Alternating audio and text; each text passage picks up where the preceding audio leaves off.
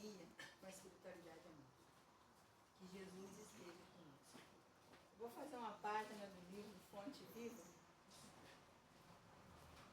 É o capítulo 162 que diz assim: dentro da luta, não peço para que os tires do mundo, mas que os livres do mal. Jesus, João, capítulo 17, versículo 15. Não peças o afastamento de tua dor, roga forças para suportá-la com serenidade e heroísmo, a fim de que lhe não percas as vantagens do contato. Não solicites o desaparecimento das pedras de teu caminho. Insiste na recepção de pensamentos que te ajudem a aproveitá-las. Não exijas a expulsão do adversário. Pede recursos para a elevação de ti mesmo, a fim de que lhe transforme os sentimentos. Não supliques a extinção das dificuldades. Procura meios de superá-las, assimilando-lhes as lições. Nada existe sem razão de ser. A sabedoria do Senhor não deixa margem à inutilidade. O sofrimento tem a sua função preciosa nos planos da alma, tanto quanto a tempestade tem o seu lugar importante na economia da natureza física. A árvore, desde o nascimento, cresce e produz, vencendo resistências. O corpo da criatura se desenvolve entre perigos de variada espécie.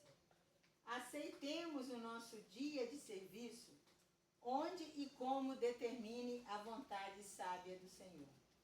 Apresentando os discípulos ao Pai Celestial, disse o Mestre: não peço que os tires do mundo, mas que os livres do mal. A terra tem a sua missão e a sua grandeza. Libertemo-nos do mal que opera em nós próprios e receber-lo-emos o amparo sublime, convertendo-nos junto dela em agentes vivos do abençoado reino de Deus. Emmanuel.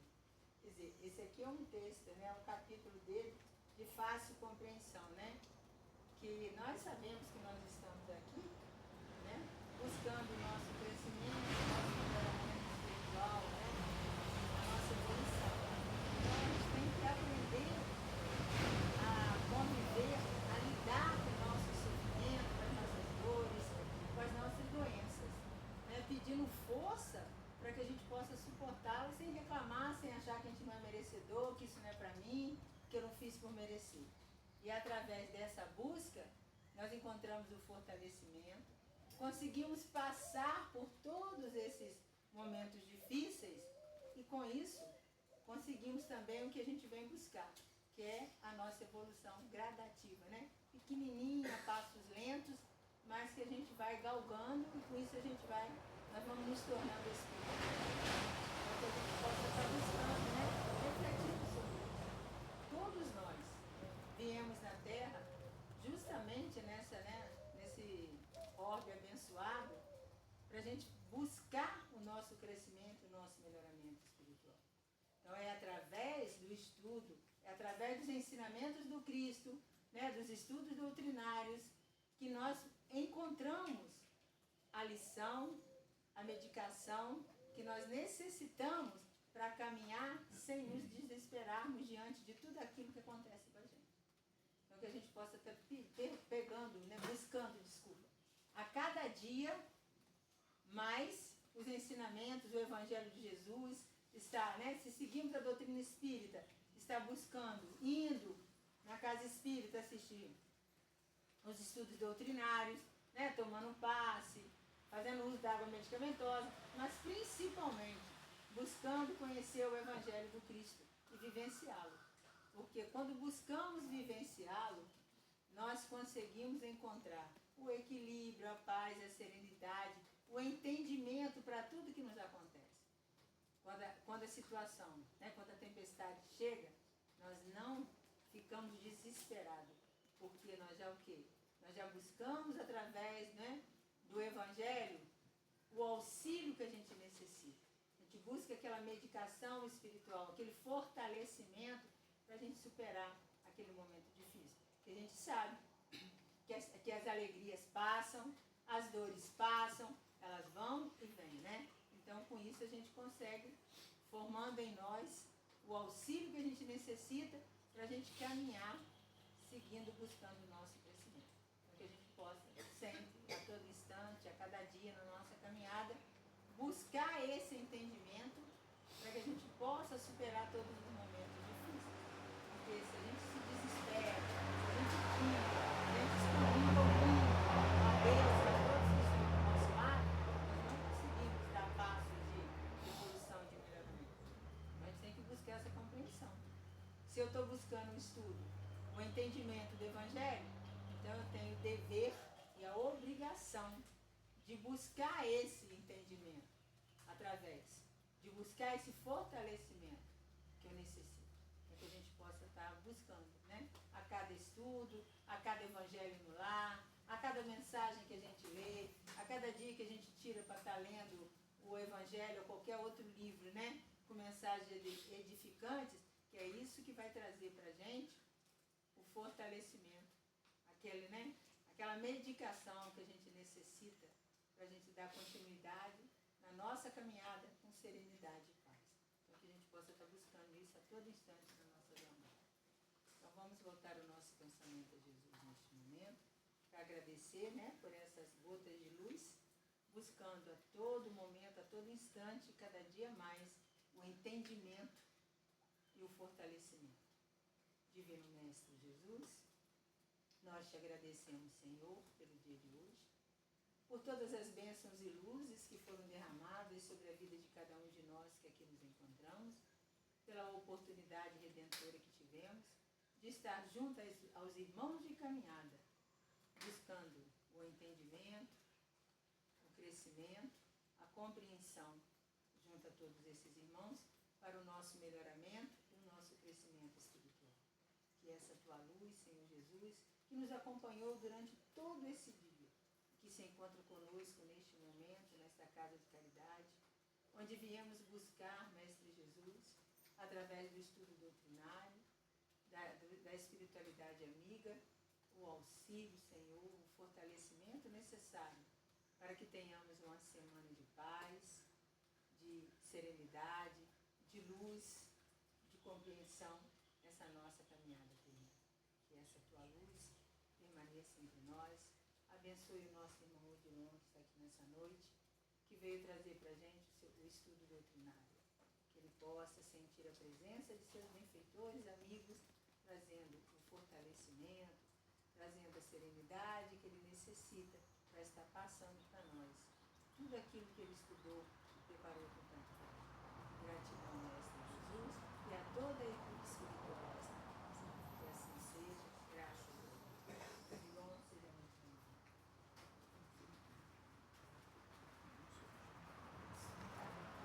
Obrigada, amiga.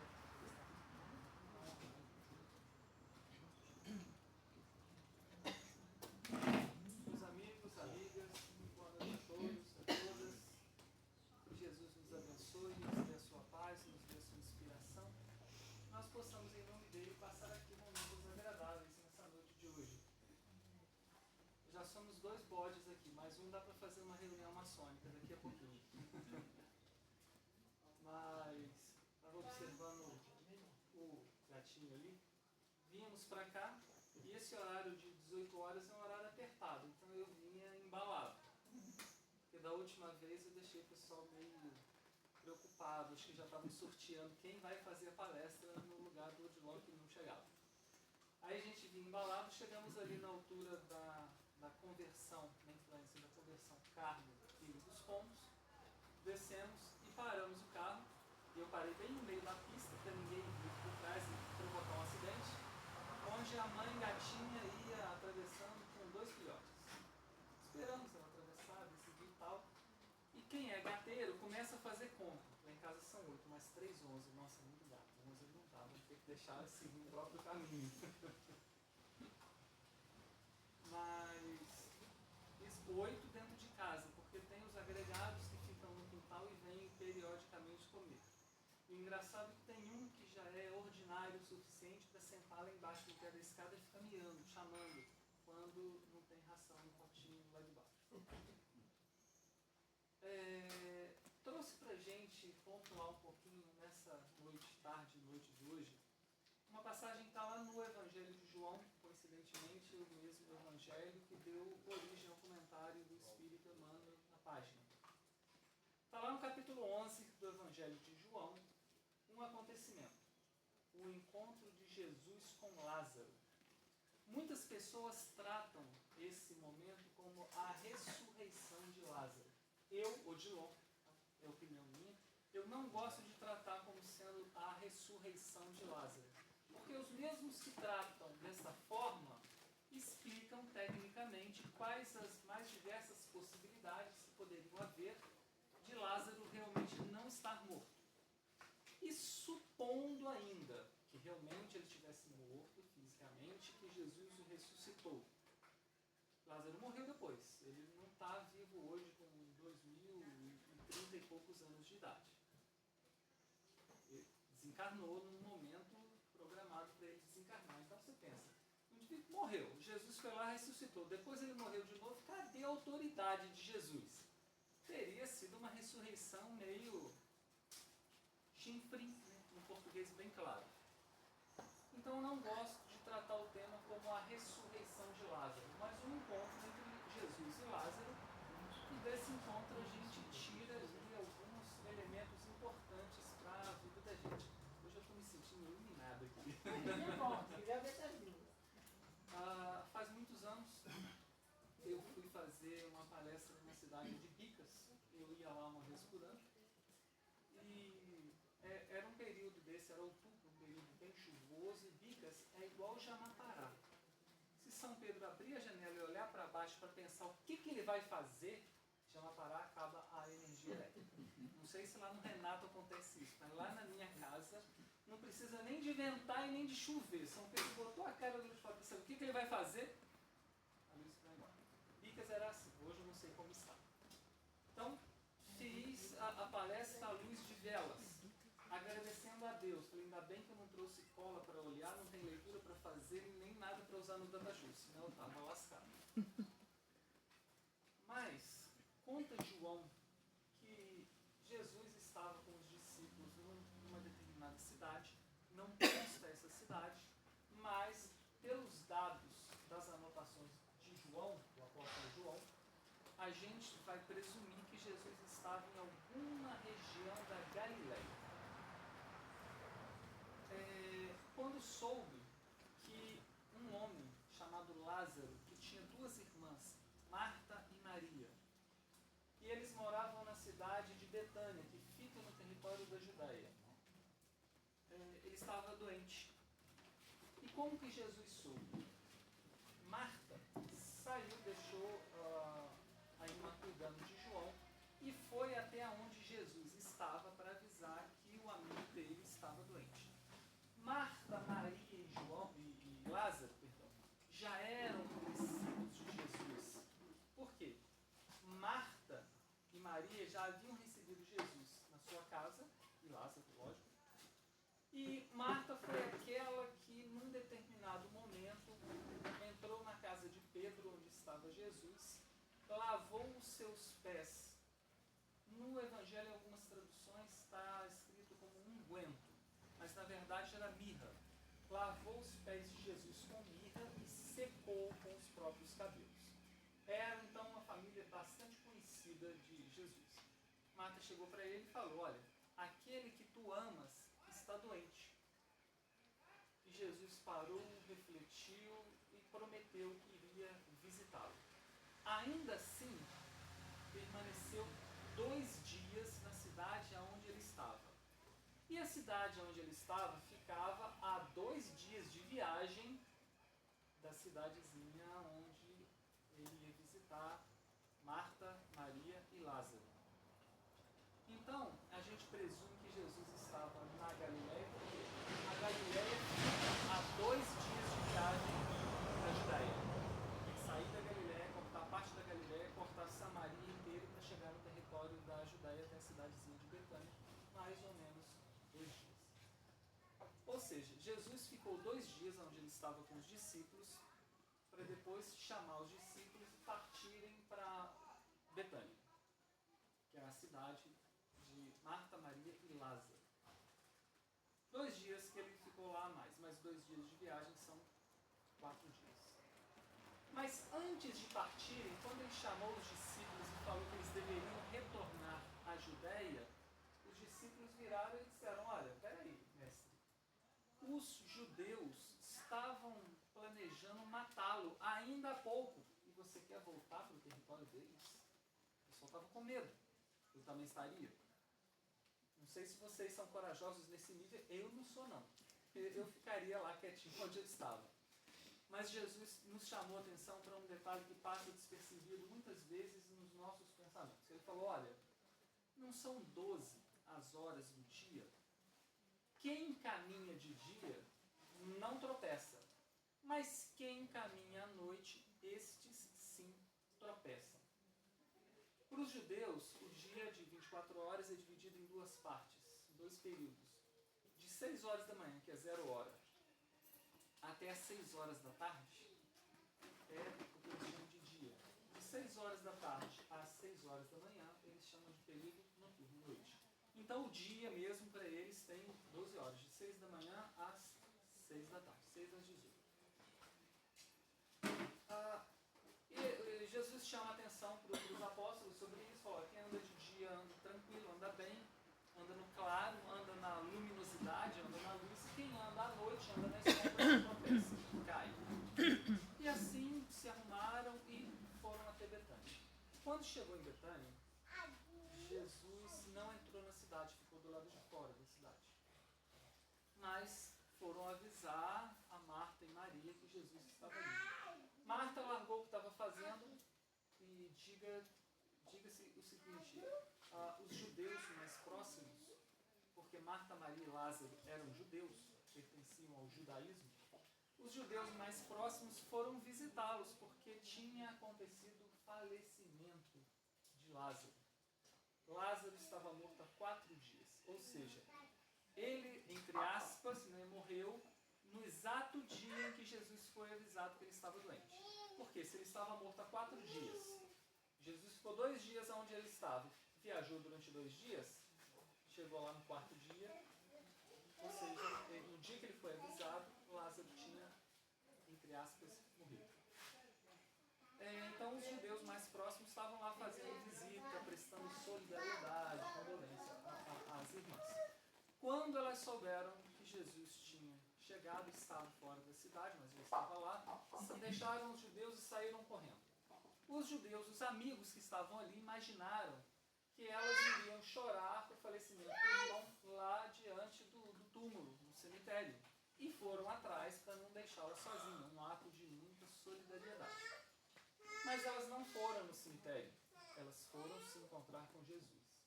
Chegaram lá chorando, Jesus também se compadeceu e elas falaram: aquele a quem tu amas e que estava doente, morreu. Jesus parou um pouco e falou: ele não morreu, mas dorme. Não, ele morreu, nós o sepultamos. Jesus falou: vamos até lá então. Como que era o sepultamento ainda hoje?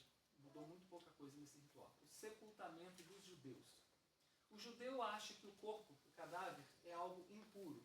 Então eles passam mirra, que é um óleo aromático, aliás, extremamente caro nos dias de hoje. Talvez já não usem tanto mirra mais. Mas usam óleo aromático, na época era mirra, passavam por todo o corpo, envolviam o corpo em ataduras e amarravam para o indivíduo não ter possibilidade de voltar. Acho que eles tinham medo do indivíduo voltar terrível.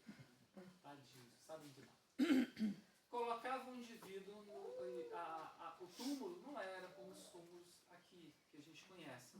Eles cavavam o túmulo num buraco, normalmente numa encosta. Os cemitérios eram em encostas. Colocavam o corpo lá dentro. Se esse cemitério possuísse mausoléu, que era aqueles túmulos para a família inteira, era um grande buraco, várias plataformas para se colocar ali o corpo e uma pedra enorme para o indivíduo não ter possibilidade de sair. O medo deles voltarem era grande. Então, chegaram lá, Jesus falou: tirem a pedra. E Marta, mas Senhor, ele está morto há 4 dias, já cheira mal. E Jesus, tirem a pedra dali. Rolaram a pedra para o lado e Jesus fez uma oração e gritou lá para dentro: Lázaro, vem para fora. E Lázaro veio. Vocês ficariam para ver ou correriam? Não sei, aí é uma resposta corajosa. Eu corria. O pessoal fala, principalmente nós, né, que temos a noção da mediunidade, a gente fala assim muitas vezes, eu queria ser médium, a gente fala isso não. Eu queria ver os espíritos, a gente fala misericórdia, Deus, eu tenho noção. Há muito tempo atrás, de vez em quando acontece, mas há muito tempo atrás foi icônico. Eu estava com a minha irmã dirigindo o carro, era umas 8h, 9 da noite, indo para casa. Aí estava devagarinho passando numa rua lá em Além Paraíba, vi uma velhinha muito simpática, aquela velhinha que a gente olha e a gente parece uma vovó. E eu acenei no carro, ela olhou, acenou, e a minha irmã olhou, você está dando tchau para quem? Eu falei, para aquela senhorinha. Que senhorinha? Sabe aquela, quando eu olhei, a rua estava deserta, igual na época da Covid. Eu falei, vamos para casa que é melhor. Mas Lázaro veio naquela condição, todo cheio de ataduras e amarrado. Jesus virou e falou, desatai-o e deixai-o ir.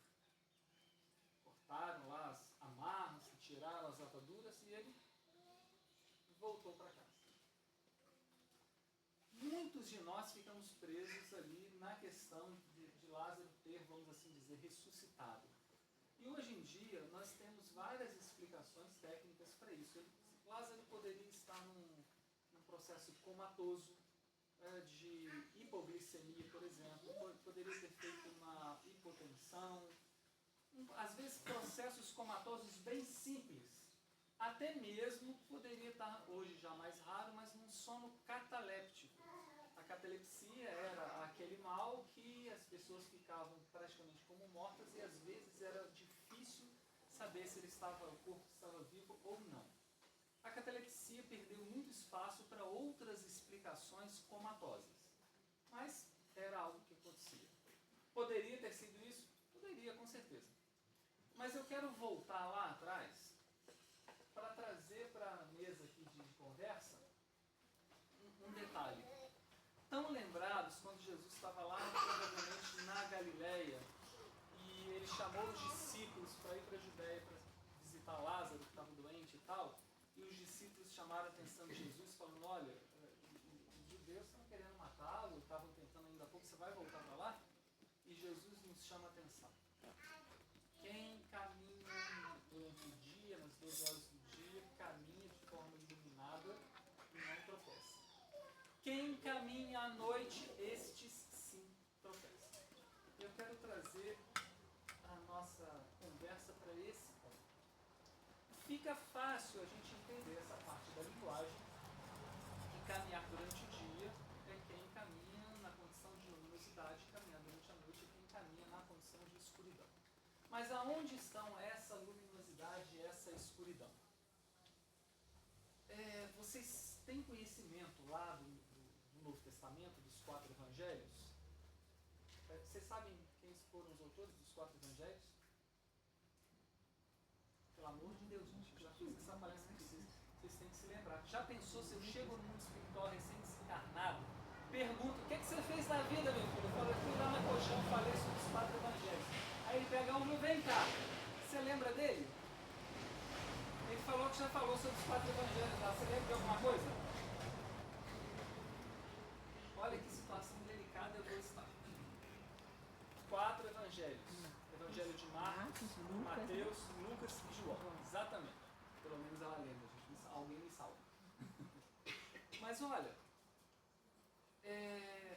todo o evangelho mostra que vamos assim dizer, aqueles, eu ia usar o termo judeu, mas ele é um termo muito impróprio e nem todo judeu perseguia Jesus. Muitos deles, inclusive Nicodemos, que era um dos chefes do Sinédrio, protegia Jesus.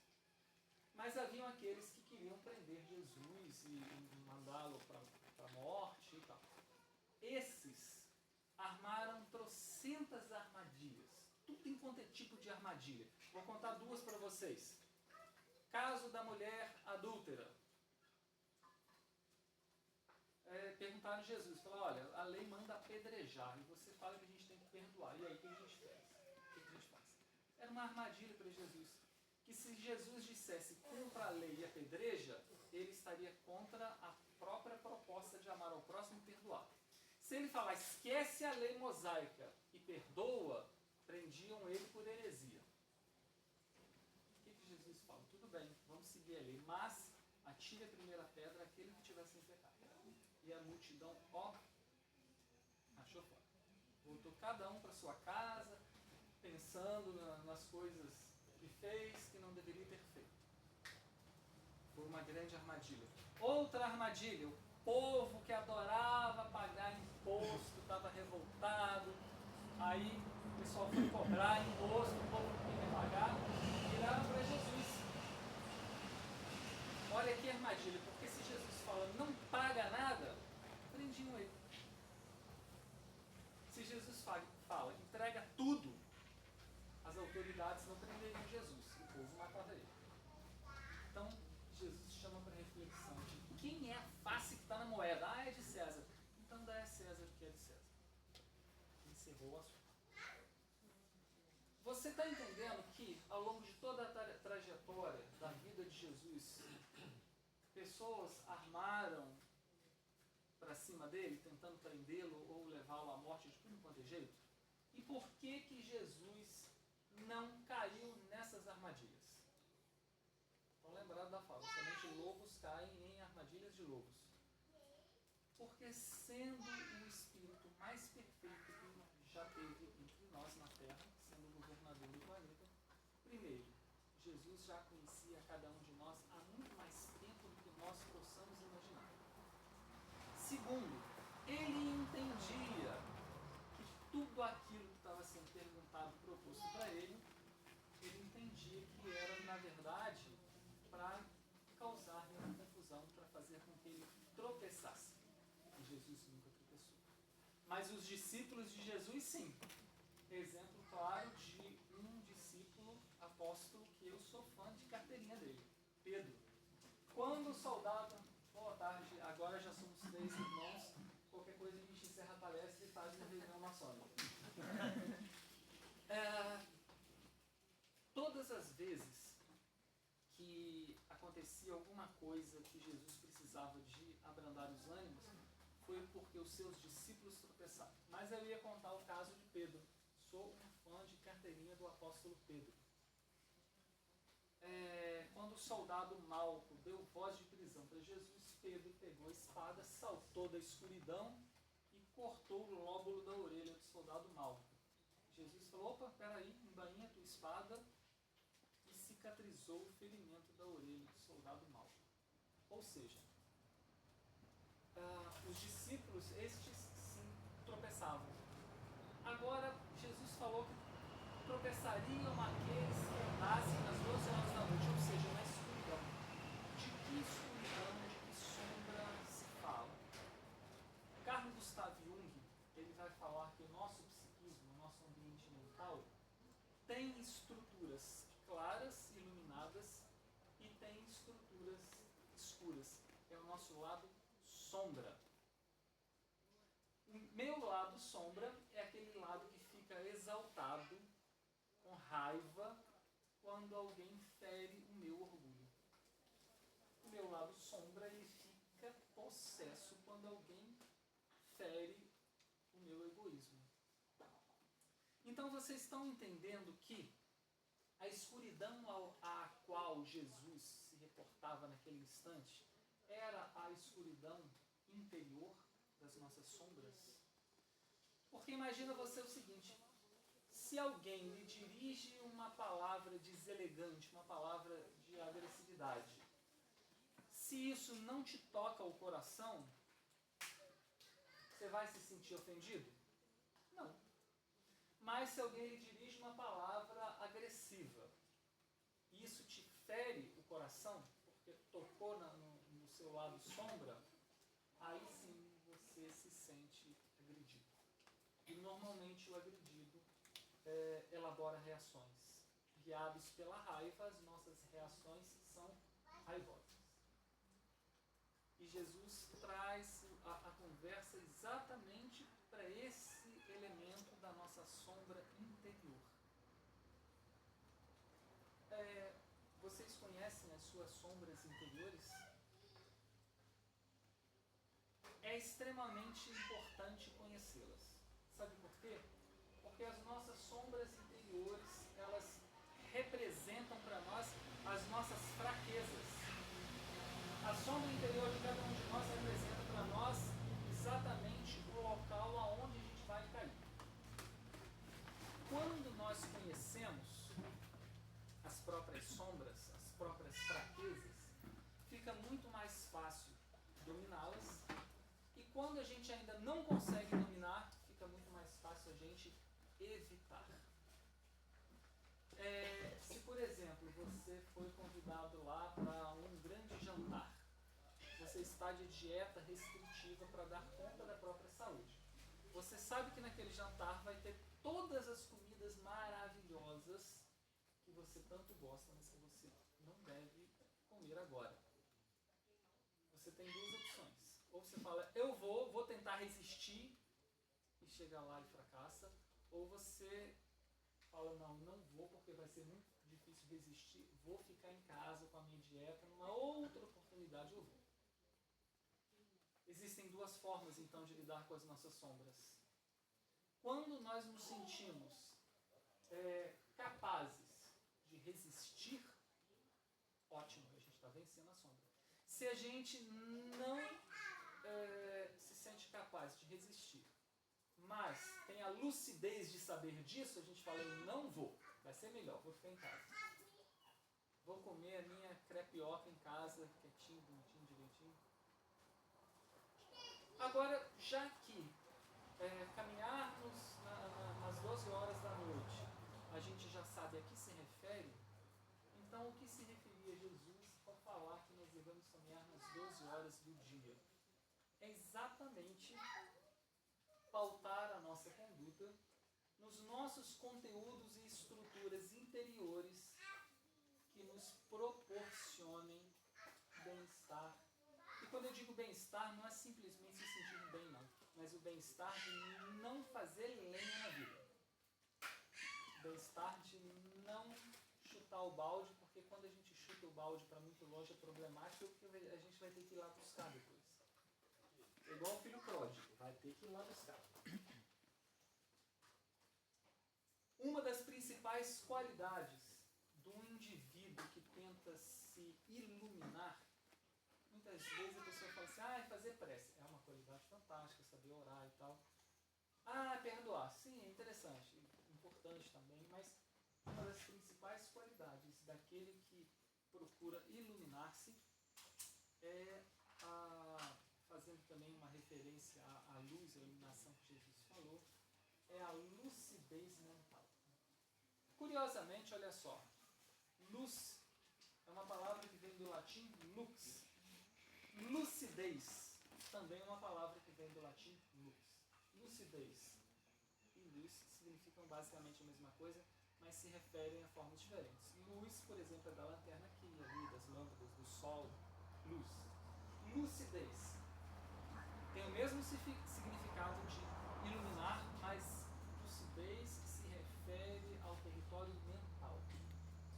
E a nossa lucidez no território mental tem uma referência muito significativa a esse estado de clareza de conhecer os próprios limites. Eu sei que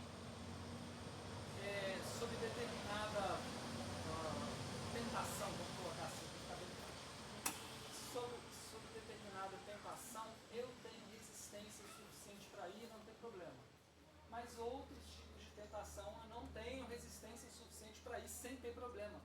Se eu tenho essa lucidez, eu posso optar de ficar onde estou e evitar o conflito, porque depois do conflito, depois do problema arrumado, é é ir atrás do balde, que muitas vezes está longe.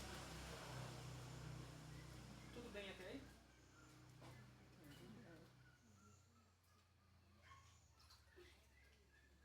Vou provar um aguinho fresquinho que deixaram aqui para mim.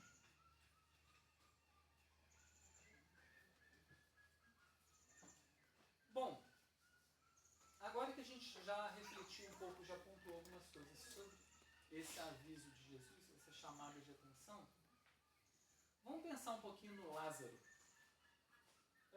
Vamos trazer o Lázaro para o nosso território mental. Vocês observam que Lázaro estava adoentado, depois, entre aspas, morreu. Uma vez morto, ele foi totalmente coberto de ataduras, amarrado e colocado numa cripta. Quando Jesus chama ele de volta, ele grita: Lázaro, sai para fora. Lázaro sai e Jesus não passou nenhum sermão, igual a gente gosta de passar nos outros. Não passou nenhum sermão, só virou e disse: desatai-o e deixai-o ir, vai seguir seu caminho. Quando a gente para observar e traz isso para o nosso território mental, a gente começa a entender que quando nós estamos movimentados pelo nosso lado sombra, nós estamos representativamente nesse estado de adoecidos. Porque um indivíduo saudável, ele não se contamina com o próprio lado sombra, ele sempre valoriza o seu lado iluminado. E quem valoriza o seu lado iluminado não se contamina com o lado sombra dos outros. Quando a gente está guiado pelo próprio lado sombra, a gente se contamina com o lado sombra dos outros. É o indivíduo que vai assistir um jogo de futebol e quando o time dele está ganhando, o juiz tem um nível de santidade do Papa. Mas se o time dele está perdendo, o juiz, tadinho, sofre. O juiz é cego, surdo, anencéfalo e daí para pior. O que está acontecendo ali? O indivíduo está guiado pelo seu lado sombra e está se contaminando com o lado sombra dos outros que estão ali gritando: juiz, fulano, beltrano, é isso, aquilo outro. E ele se contamina. Se ele está ali assistindo o jogo de futebol dele, mas não está conectado no seu lado sombra, ele pode até ouvir, mas ele está pensando: nossa, ele é muito profissional. Como todo profissional, às vezes ele não vê a situação do jeito que a gente vê aqui, está sujeito a erro, igual eu também estou sujeito a erro, igual o outro também está sujeito a erro, e ele vai conduzindo aquela partida de futebol da forma que ele está enxergando. Esse não está contaminado com o lado sombra. E não se contaminou, portanto, com o lado sombra dos outros. Esse estado de adoecimento normalmente deixa a nós num estado meio torporoso. Porque um indivíduo que já está muito dominado pelo seu lado sombra, às vezes não tem grandes processos espirituais agindo em cima dele, mas ele chega na casa espírita e fala: hoje eu estou carregado.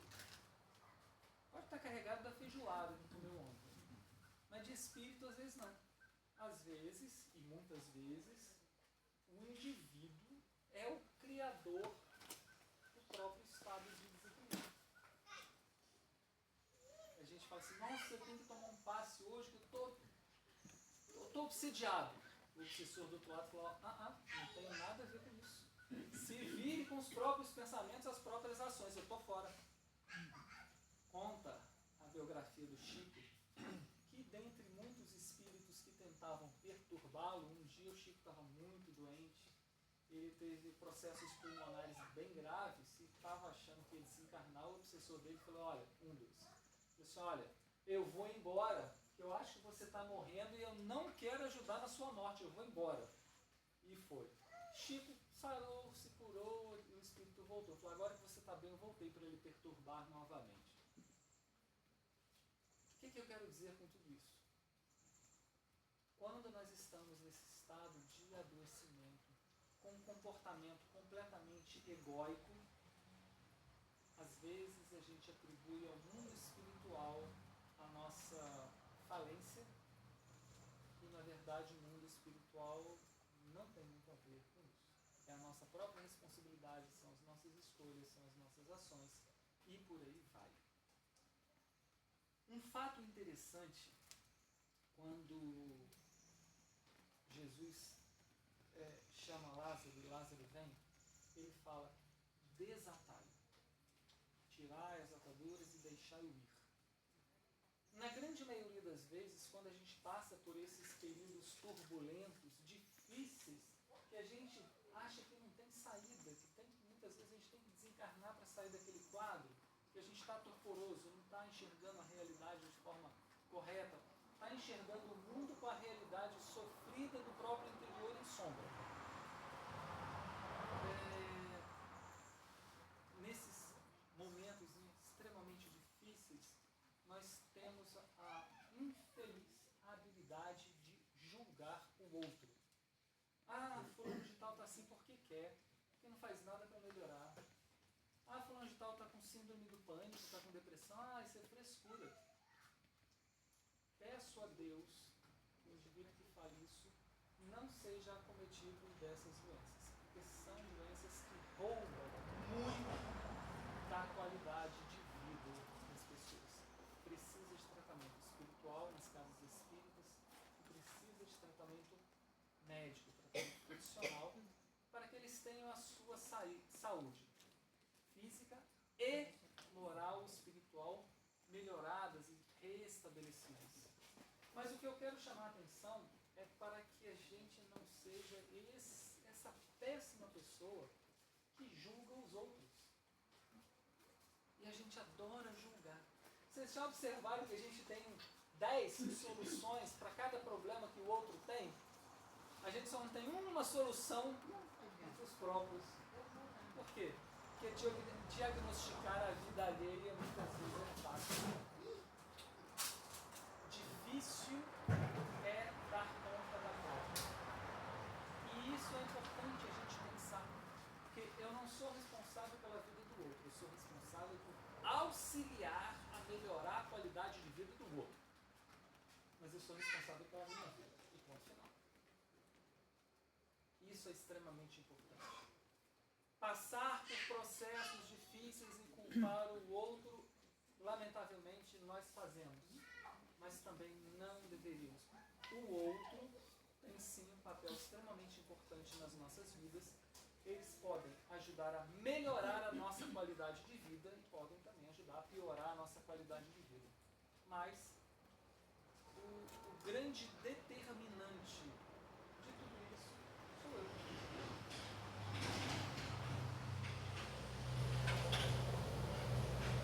Para a gente fazer uma amarração para finalizar, vale a meditação. Quais são os meus lados sombra e quais são os meus lados luz, as minhas habilidades, em que eu sou bom e em que eu sou fraco. E muitas vezes falar do nosso lado fraco é tocar em algumas coisas que a gente tem evitado tocar talvez há séculos. É tocar nos nossos medos, tocar nas nossas angústias, tocar nos nossos vazios, e a gente foge disso demais da conta. A grande maioria de nós tem medo de conhecer os próprios medos e vivemos dominados por ele.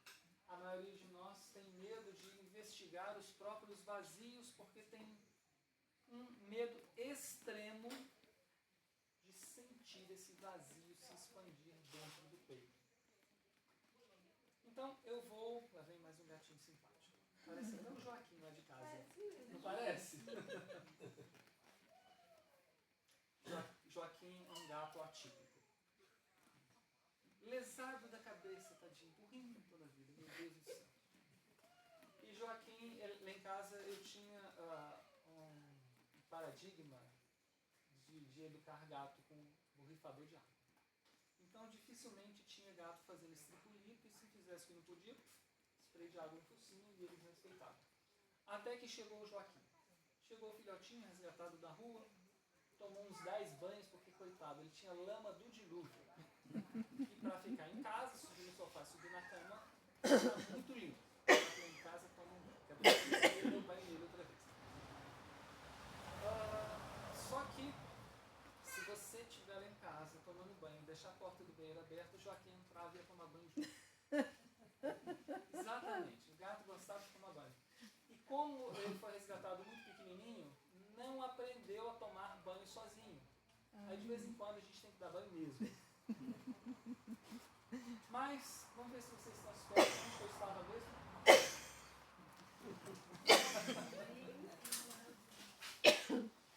Oi? Alguém falou aí? Estávamos falando sobre o lado sombrio e o lado... Exatamente. Você está prestando atenção. Muito obrigado. Pessoal, boa noite. Boa noite. Tem cadeiras vagas aqui. Aqui, ó.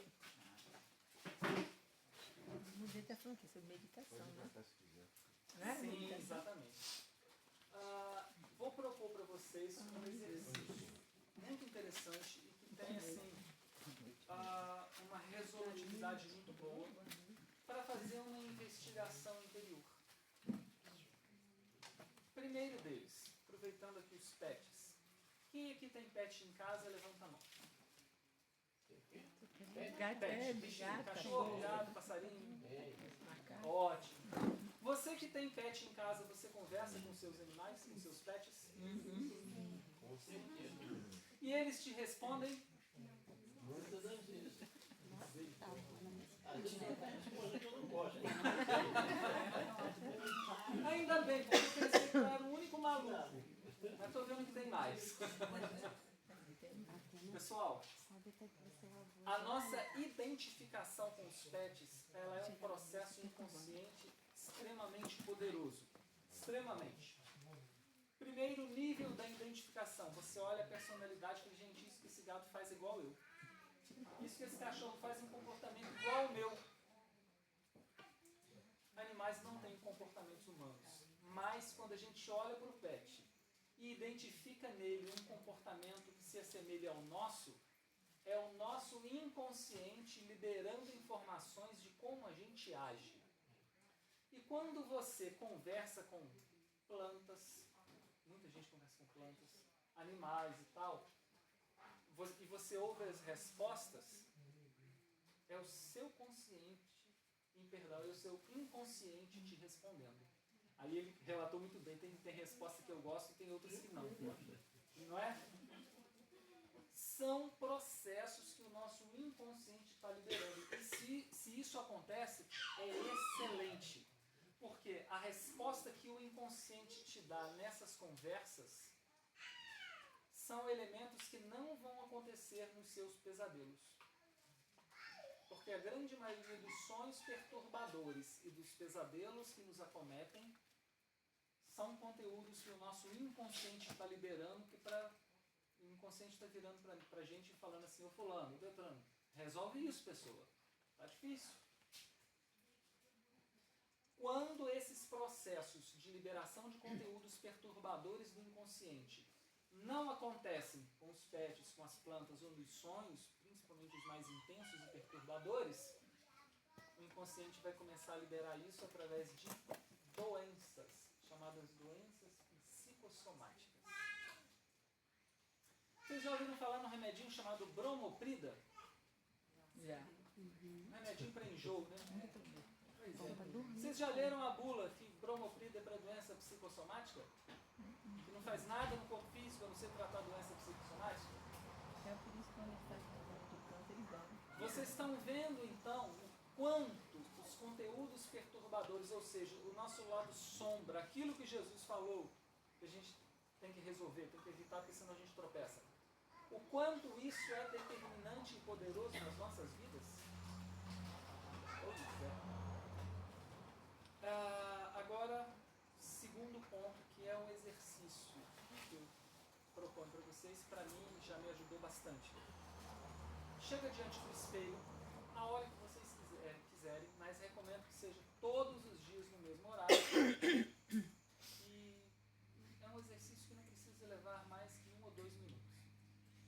eu fazia depois do banho. Recomendo que façam isso com a porta fechada, porque pode ser o último estágio que antecede a internação psiquiátrica. Chega para o espelho, olhe nos próprios olhos. Acreditem, nas primeiras vezes pode ser difícil, mas lá pelo terceiro ou quarto dia você já consegue olhar nos próprios olhos. E pergunte, fulano, Beltrano, no meu caso, Odilon, o que você tem medo? Faça essa pergunta todos os dias e fique olhando, espere um pouco e depois vá dar conta do seu dia. Lá pelo 11º dia, quando você fizer essa pergunta, você vai começar a ter ideias. Você vai começar a fazer com que alguns pensamentos brotem à mente. Influência de espíritos? Não. É o inconsciente começando a te dar respostas. Em alguns casos, muito interessantes, essas respostas podem vir nos sonhos. Não mais como sonhos perturbadores. O que é um sonho perturbador? Um sonho perturbador é aquele que você está num lugar e de repente um boi está correndo atrás de você. E você corre, tenta gritar, não sai do lugar e nem grita, e o boi está correndo atrás de você, mas o boi nunca te pega. Esse é um sonho angustiante. O inconsciente está dizendo que você está evitando um medo muito grande que está roubando da sua qualidade de vida. Quando você começa a se perguntar, esse sonho muda. Você começa a estar num lugar mais alto, olha para baixo e vê um boi correndo. Talvez veja um boi correndo atrás de você mesmo, mas agora você está tranquilo observando. Por quê? Porque agora você está fazendo a pergunta e o consciente está propondo respostas. Até você entender quem ou o que é aquele boi. Aquele medo que você tem, que aparentemente te persegue e que você não consegue lidar com ele. É uma proposta interessante, recomendo a todos vocês. Pessoal, vamos pensar nisso. O nosso lado sombra. Ele evita que a nossa luz brilhe e rouba muito da nossa qualidade de vida. Eu vou encerrando por aqui. Agradeço a presença de todos vocês, agradeço o convite. Deixo um grande abraço. Estamos aí chegando na época em que comemoramos o nascimento de Jesus, apesar de Jesus ter nascido mais ou menos em março ou abril. Mas está valendo 25 de dezembro. Desejo a todos um Natal com muito amor no coração, muitas coisas boas, paz, harmonia, e que 2026 seja um ano abençoado para todos nós. Muito obrigado. Muita paz a todos.